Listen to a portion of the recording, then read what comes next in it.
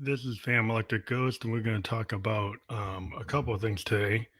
Um, we got our new microphone here, which is pretty cool. We've been trying it. It's the Skyliner. It's from it's the Skylight, sorry, from 512 Audio, and we've been using it for podcasting. We're going to use it going forward, but we're also one thing we did with it. We actually introduced it into our recording process, and we're going to get into that. But we're going to talk about some of our sponsors first. So we're going to talk about one of the big sponsors we've been going with, which is Double Jack Online.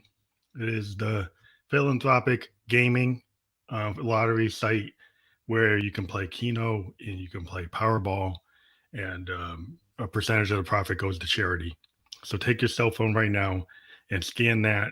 You can see the found.e link, but if you take your cell phone right now and you scan that, you can get on there, and there's opportunities for people who want to be influencers. If you can go and spread the word about this, you actually get a percentage of the profits. So you can it's a win-win situation. So check it out. In the US you can't play it, but if you are into virtual private networks, then you can figure out what to do. So we're going to be uh, hoping that you check it out, because it's a pretty cool thing, and they're helping support the podcast. So now we get back to fandom stuff.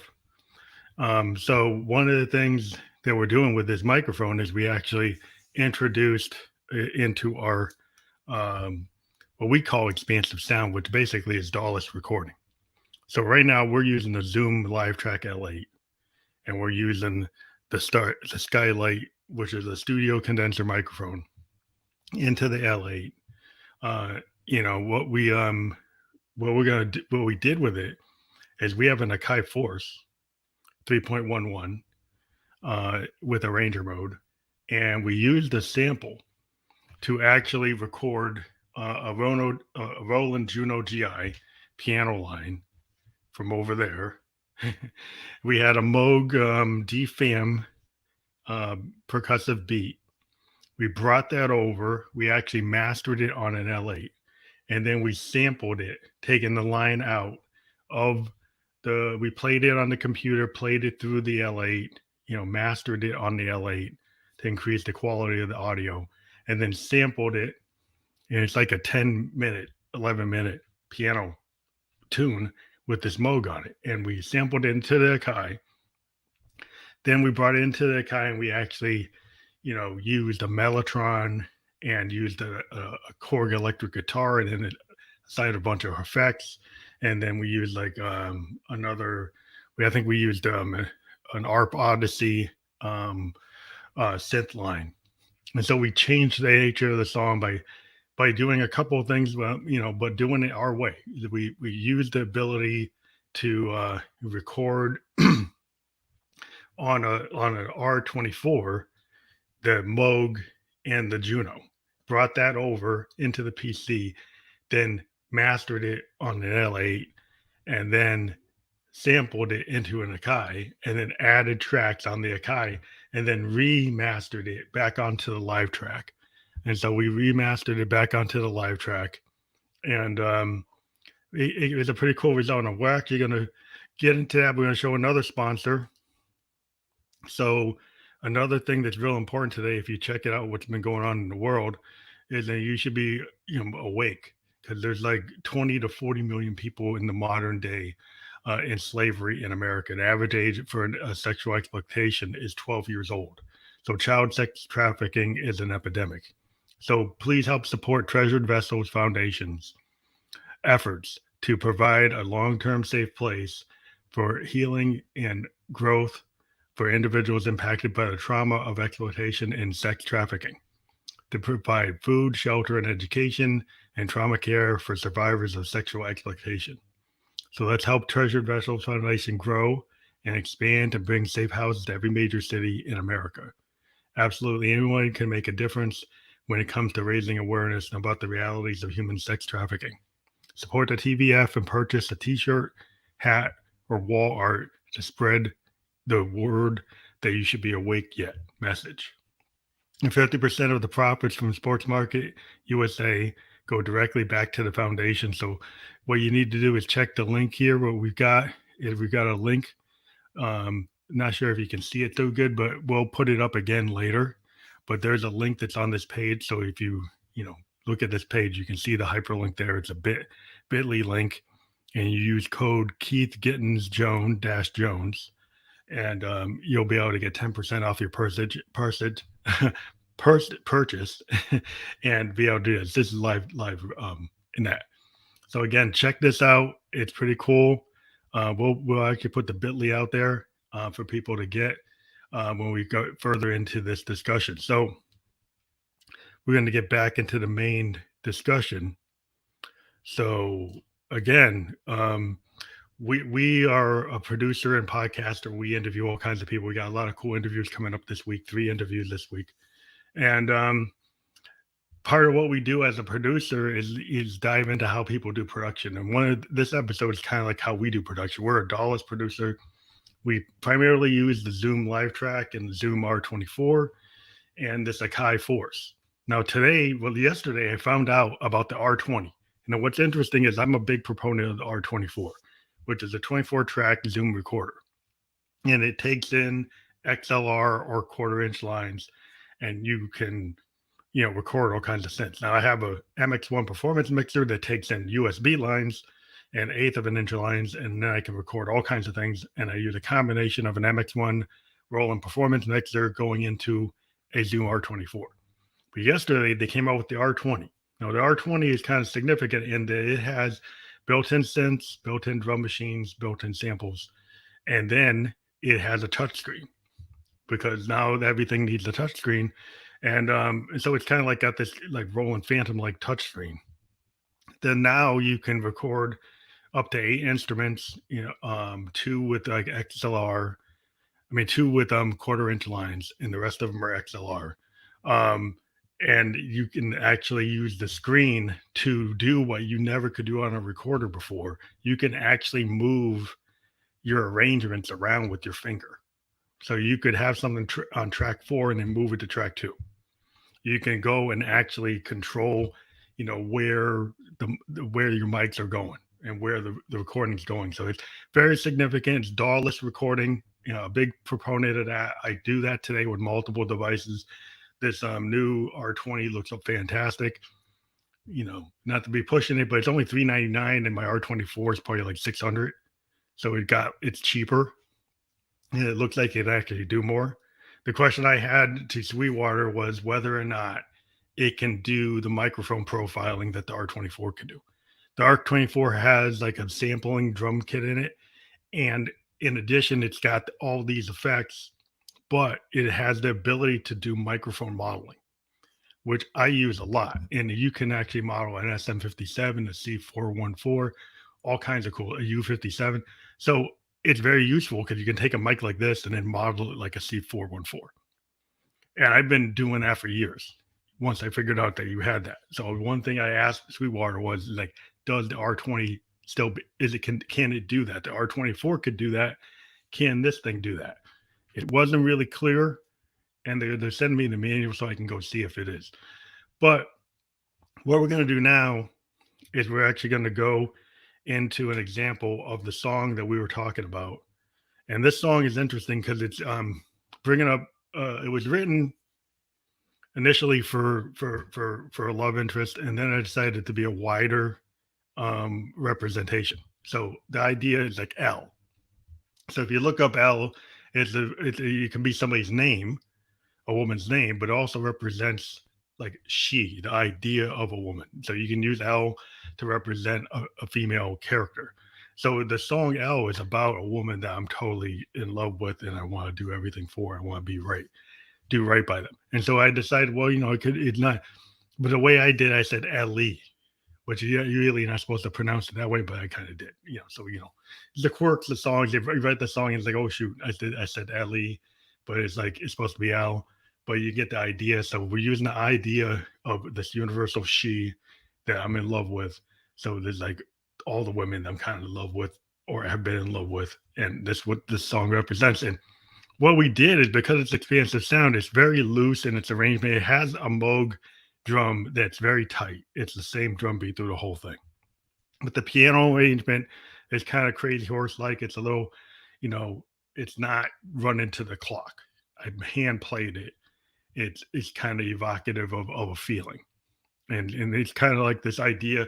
If you're like, I'm a big fan of the Velvets. I'm a big fan of like Big Star Third, uh, you know, um, Tonight's the Night. This idea that you can have compositions that are not exactly super tight on the BPM, super tight on the key changes.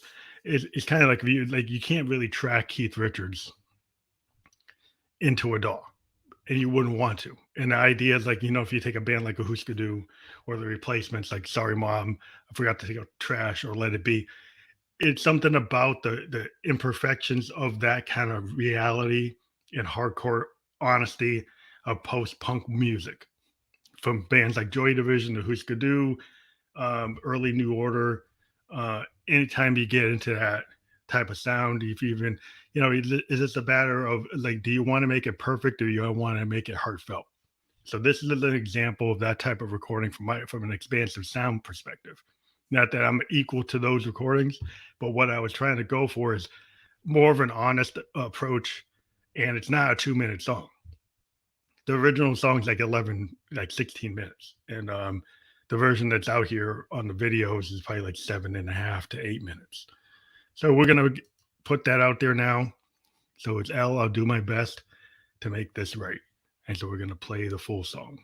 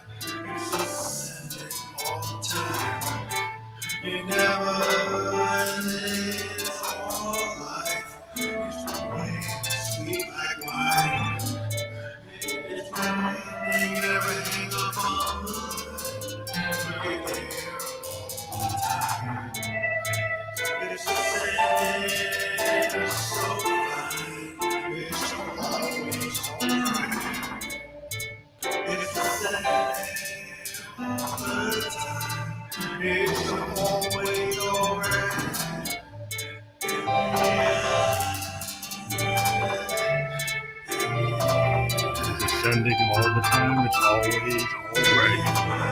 Send it all the time, always alright.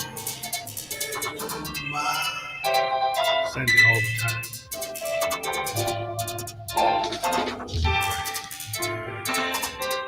We are standing all the time, really to my eye. We are standing all the time, we're going deeper. We are standing all the time, it's always all right. We are standing all the time. So that is yeah, and that was this is actually we're gonna stop that one. But there was the original that we'll get into a little bit later. But what's cool about this whole thing was that is an example of expansive sound. So that that was totally done without the DAW.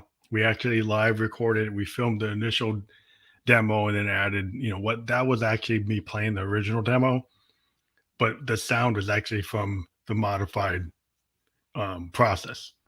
So we again, when we wrote that song, we took a Moog DFAM and a Juno GI and actually played. We also had a Moog grandmother bass line that we sequenced into grandmother, and we ran all that through a system, well, MX1 performance mixer to get the levels. They ran it to R24, which is a hardware recorder, and then put it down to an SD card, brought it over to my PC, my ThinkPad, and then remastered it on an L8 live track, and then sampled it into an Akai Force. And then on the Akai Force, we added an acoustic guitar, an electric guitar through some Korg guitar plugins, and then we added a Mellotron, and we added a ARP Odyssey. So we were able to add plus we added a bunch of effects on the guitar, the actual electric guitar. The Akai Force actually has a lot of capability. So that was just the idea of like, okay, we're gonna sample ourselves, which is something that we do as the Ghost a lot. We tend not to sample other people. We tend to just sample our own stuff and use it. In this example, we use like 11-minute sample because the Akai Force can actually do like a 15-minute sample. We used it as basically to record us playing over on the other side of the room and bring it into this digital capability, but it's still all DAWless. So we kind of just, hey, we're just going to take that sample and then play over it. And that's what we did. we just added parts over it. And like, again, we kind of come at it kind of in a kind of ramshackle way. We don't try to be perfect. We did it for feel. We kind of came at it like Big Star Third or Tonight's the Night or like Velvet Underground, kind of being loose. It's like, not loaded Velvet Underground like the first and second or third Velvet Underground albums where it's a lot looser. It's just there's something about like playing like that. If you think about like the Replacements or Who's to Do, this is post-punk kind of attitude that we try to bring into our stuff because we're a big fan of Joy Division. We think that was like the ultimate new wave band. Got cut short when but the idea of it of recording that way is something we still hang on to and we try to do with our music. Again, as you can see, we got the stop sex trafficking there. You got the link so you can fully see it. We're going to bring up the actual thing again. The actual, not the thing, but it's a PowerPoint. We actually can show PowerPoints now. So basically, if you go out there, you can use this link, and if you use the coupon code Keith Gittens /Jones, you get 10% off buying a T-shirt or wall art, and 50% of the profits go to helping stop child trafficking, and I think that's a good thing to do. So we're going to get back into the main program. And what we like to do again with our expansive sound is just use tools. And we got an OPZ for teenage engineering. We've got this Akai Force, but we didn't stop using our Juno, and we still use our Mother 32 and our DFAM and our System 1M and all the other stuff in our Arturia Mini Brew 2S and all of our Eurorack stuff, because it's kind of like you use the right tool for the right job. Not that a song is a job, but sometimes I come into a song and it's like I started on OPZ and then I add a grandmother bass line. A lot of times I'll have this Akai Force and I'll use like an Odyssey bass line, but then it's like then I was like, well, you know what? I like what I can do on the Moog. So I'll bring the Moog in and use the MIDI to bring the Moog into the arranger mode and do it that way. And we're always looking for new things. We got something coming. We got the JD08 coming, which is the JD800, and we're going to be real excited because we just last week figured out how to MIDI connect an external synth into the Kai Force. And we think we had an episode where we did that with the grandmother, and you can actually record the audio track into arranger mode and then put effects on it. So, the grandmother already has a great spring reverb, but then you can bring it in and add all these digital effects. And so that's a cool thing. And then you can bring it in, you can manipulate it into the grid that is the Kai Force. The other thing we were talking earlier is about the R20 from Zoom. They finally got into the world where if you're the kind of person I am, I'd like to just go and start playing. I don't want to have to think about going in a DAW and wondering if I'm going to get compression on my Moog or whatever. And so I just like using an R24 or an L8. Now with this R20, it's got a touch screen and it's got something I was always wondering is like, could you add DAW like that or even like the Force? The Force, you can go and do stuff, but it doesn't even do what this thing does. The Zoom R20 can actually take a track and with your finger, you can move track 2 to track 4 or track 8 to track 1. No, I can't really do that easy on the Kai. I mean, there's a way to do it, but not with my finger. And so that's kind of significant if you're just kind of experimenting, kind of spitballing something, and you say, "Hey, I should take this guitar part or this lead or these horns and move them to the beginning of the song, or move them to the middle of the song, or move them somewhere else, or cut them up." You can actually do that on this thing, and so we're very excited about it. We've been a Zoom user we got the ZDM1, we got a Q8, we got the R24, R16, and we've got a live track. Now we're not just a Zoom head, we started life with a Tascam 4 tracker, doing music back in the day, but we have found that we like the performance of those products. Now, if Tascam wants me to challenge Zoom and send me like a Model 20 4 or Model 20, that I wouldn't be opposed to that. But so we have one more thing we wanted to show from our YouTube. We wanted to show the original version of that song, which is Elle. And we wanted to get into that because that song, what we liked about it is the original initial version, is kind of a live cut. And it's just fun to do a live cut when you're working things out. So we're trying to set it up now while we're talking to you, but we're setting up our Chrome tab to get into it. So we think we've got it. Let's see if we can see it. Yeah, you can see it now. And we're just going to bring up the Elle sessions, extending into darling mode. The one thing about this, when we get into it, before we start it, and we don't want to start it, stop. And we're going to make it bigger. But the one thing about this song is that we had an album this year called Ascending into Darling Mode. And the thing about that record was that is this idea. The idea, when people fall in love, they always have this idea. They always have this thing where you're falling in love. The Ascending into Darling Mode album took the idea. It's like, what if you actually ascend into love and you actually don't fall and you don't feel like you're getting hurt or you're falling apart or you're freaking out, that you actually ascendant, that everything is going well. It's like, it's always all right. So this song continues this idea that we did with the Ascending in Darling Mode album. We even at the end of the song, we start having this refrain. It's like, it's ascendant all the time. It's ascending all the time. It's always all right. I hit the mic. It's always all right. And that wasn't all right. But that you see the idea of it is okay, we got this kind of, the whole song Elle is this idea of taking the word Elle, and it's this global representation of she.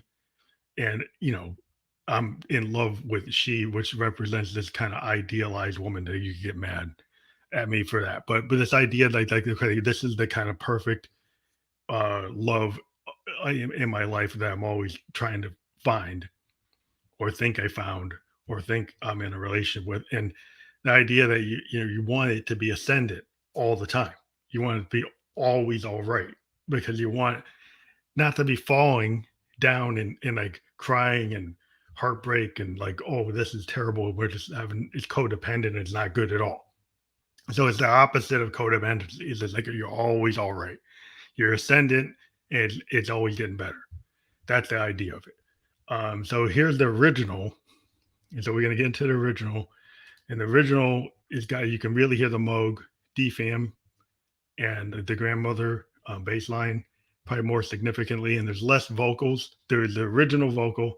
I did an overdub with the new mic that we got, and I talked about what it was, and now I probably forgot the name of it. I think it's the Skylight mic from 512 Audio. So we're going to get into this right now. So we're going to play the original cut without the overdubs. This is Elle. Oh, it's the wrong one. Let's get the next one.